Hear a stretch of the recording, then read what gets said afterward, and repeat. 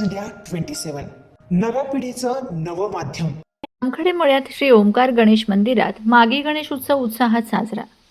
Dindori road येथील लामखडे मळा परिसरात असलेल्या श्री ओंकार गणेश मंदिरात मागी गणेश उत्सव मोठ्या भक्तिभावाने आणि उत्साहात साजरा करण्यात आला।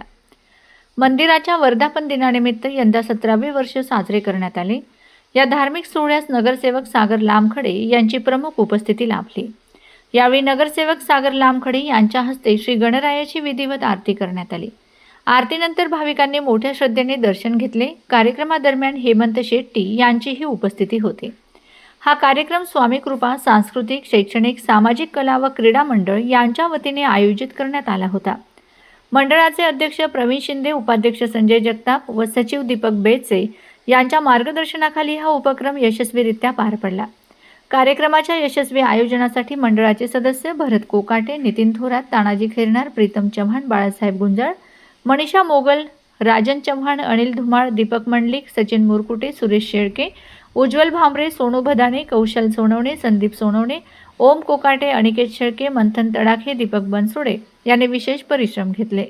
माघ महिन्यातील गणेश उत्सवाला विशेष धार्मिक महत्त्व असून माघी गणेश उत्सव हा भक्तांच्या श्रद्धेचा केंद्रबिंदू मानला जातो। या निमित्ताने परिसरातील नागरिकांनी मोठ्या संख्येने उपस्थित राहून गणरायाचे दर्शन घेतले व प्रसादाचा लाभ घेतला। ओंकार गणेश मंदिर लामखडे मळा हे 17 वर्ष आमचा जयंतीचा आहे। आम्ही फक्त उत्सव करत नाही किंवा महाप्रसाद करत नाही, त्या निमित्ताने वर्षभर आमचे कार्यक्रम चालतात। महिलांसाठी रांगोळी स्पर्धा असेल, मुलांसाठी असेल, असे अनेक उपक्रम या मंडळाच्या वतीने होतात। इथे नगरसेवक असतील, स्थानिक सगळे लोक असतील। आज प्रभागामध्ये इथे म्हणजे ह्या विभागामध्ये 4 ते 4,500 महिला आणि पुरुष सगळे एकत्र राहतात। पण मंदिरामध्ये एक वैशिष्ट्य आम्ही असं सुरू केलं आहे की सकाळी 8 वाजता आणि संध्याकाळी 8 वाजता आरती असते। आरतीला किमान 150 ते 400 लोक हे प्रत्येक दिवशी आरतीला उपस्थित राहतात। आणि एक गणेश उत्सव निमित्त सगळ्यांना एकरूप करणं, एकत्रित राहणं, एकत्रित येणं। आज तुम्ही बघत असाल कमीत कमी 1.5 ते 2 आमचं आजचं टार्गेट 3,000च्या वरचं आहे।